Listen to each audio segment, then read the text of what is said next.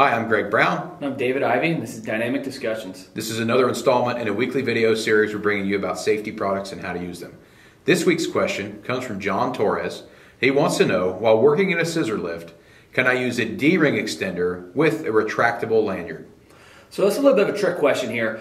When using a scissor lift, actually by OSHA, you're not required to be tied off in a scissor lift. So now if your company's regulations require you to be tied off on a scissor lift, you're going to want to look at the scissor lift manufacturer's documents and the user's manual to find out if the anchorage point you're attaching to is actually rated for fall arrest or fall restraint. If you determine it is rated for fall arrest, at that point you can use a retractable lanyard, I'm sure. But with that being said, you're going to need a leading edge style device, because if you were to fall out of that scissor lift, your cable or your webbing is going to come in contact with the edge.